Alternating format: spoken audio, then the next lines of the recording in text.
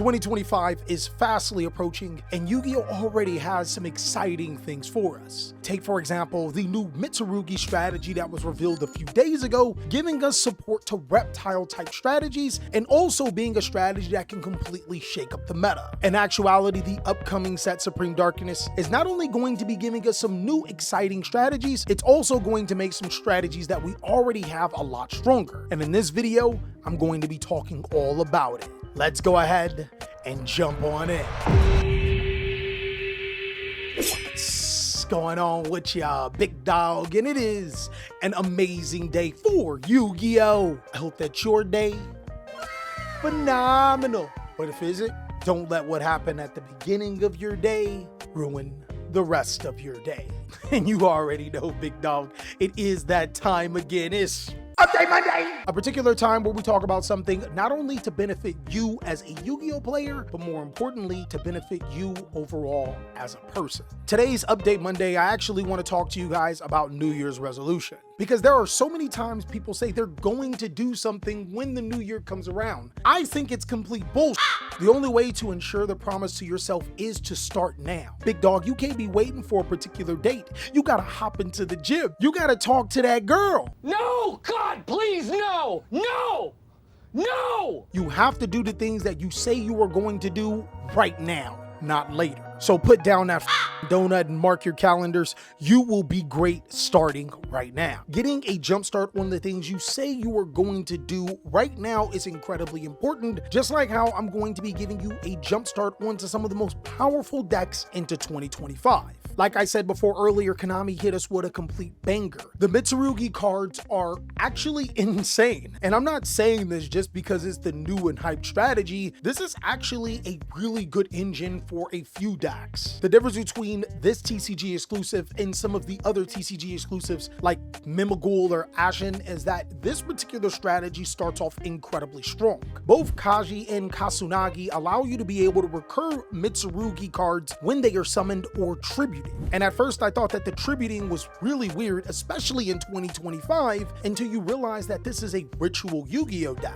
With the ritual monsters being Ame and Futso, one allowing you to destroy all of your opponent's monsters and the other one gets you continuous reptile monsters to your field. And normally ritual Yu-Gi-Oh decks are completely terrible, let's just be honest. Needing a spell card, the ritual monster, and the ritual materials, the strategy either has to be incredibly busted or it has to find a way to cheat out ritual monsters for free. And that's where the ritual spell Mitsurugi ritual comes in. This card's actually ridiculous because it takes everything we knew about ritual and turns it on its head. If you have the ritual monster in this card, you can ritual summon by tributing monsters from your deck. And if you just have monsters on your field, you can ritual summon the ritual card from your deck by tributing the monsters on your field. It pretty much means that you only need 2 of your 3 parts, and the best part about it is that when you're tributing your Saji or your Kasanagi, you're gaining their effects to get more cards back into your hand. Now, I'd be complete cap if I said by themselves Mitsurugi is ridiculous. It actually just does not have enough support.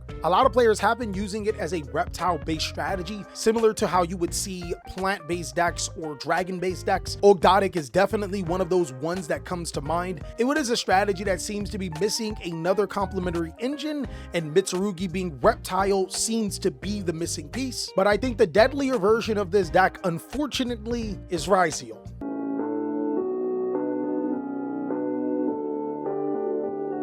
In fact, Ryziel is going to be getting a lot stronger one way or another. Inside of Supreme Darkness, we're going to be getting a new X-Seed monster named Twins of Eclipse, and this is going to take all versions of Ryziel to a whole nother level. What this card does is for this card's X-Seed summon, you can use one rank 4 monster you control as level 4 cards for material. You then can detach one material from this card so it can make 2 attacks on monsters during each battle phase. Also, if this card is sent to the graveyard, you can target 2 other rank 4 or lower X-Seed monsters, special summon one of the 2 and attach the other one to it. I want you guys to keep in mind that Twins of the Eclipse says if it's sent to the graveyard.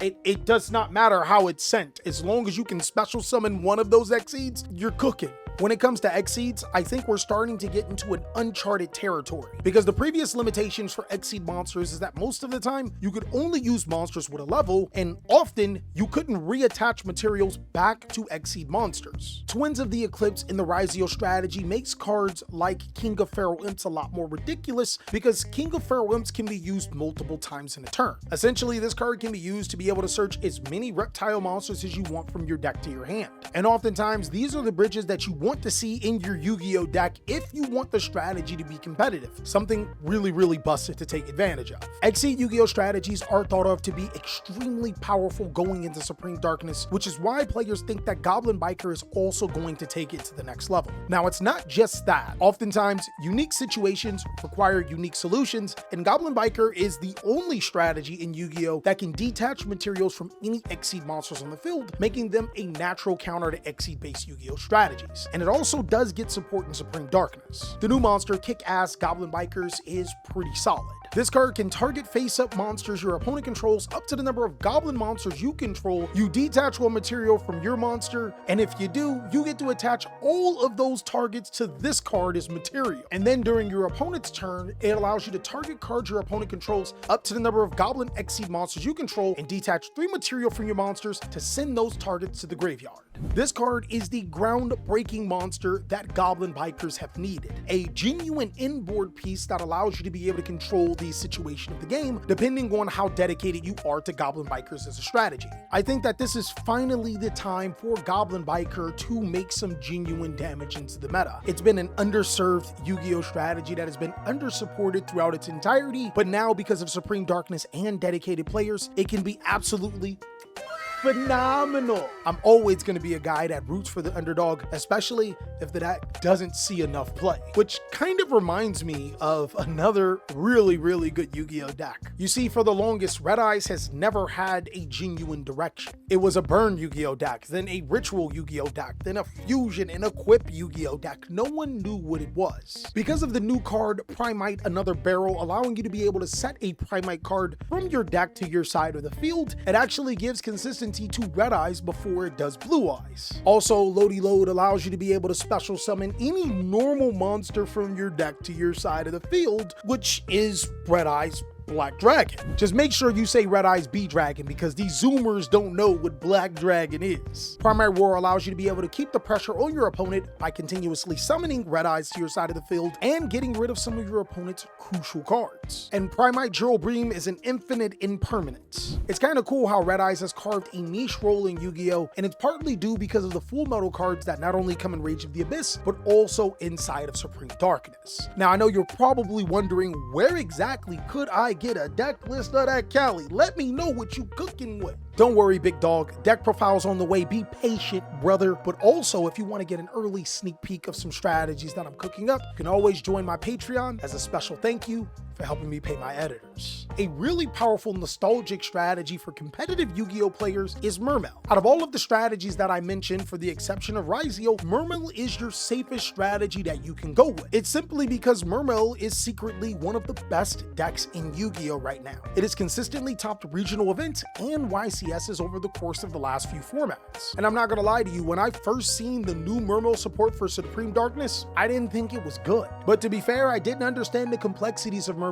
I even thought that it was just a going second board breaker type Yu-Gi-Oh deck that did not play hand traps. I'm telling you right now, do not watch that deck profile anymore. It's kind of embarrassing now. You see, Poseidra the Rumbling Atlantean just isn't any other Mermal Atlantean card. It just so happens to be a level 7 monster that can be searched or summoned through Mermal Abyss Rhine. And I'm not gonna say that I was today's years old when I figured out that the best part about Mermal isn't the effect on the card, but the fact that the card can tribute or send water monsters to the graveyard for cost to use their effects. But I am today's years old when I realized that. Rumbling fits so many needs for the deck, it by itself makes the strategy a contender, but the deck isn't done when it comes to good support. The new rank 7 Exceed Abyssrite the Atlantean Spirit is also a crazy card. By looking at it, the only thing that it really does is special summon a fish, sea serpent, or aqua monster, like Dragoons, like the other level 7s that you might need for another play, Neptibus. The lines are endless with this card. I probably could go on hours and hours about how powerful Mermal is, but I can guarantee you that I am going to be finally using it in the next duel challenge, and I'm gonna crush TJ with it. We gotta win for the water team, and I gotta redeem myself from that last deck profile. But lastly, moving on, there is one more strategy that I think is underserved but is going to be really powerful. You see, White Woods are a strategy that did show up at the beginning of the format that they were first introduced in. And while it did take 2 whole sets for White Woods to potentially see their fullest potential,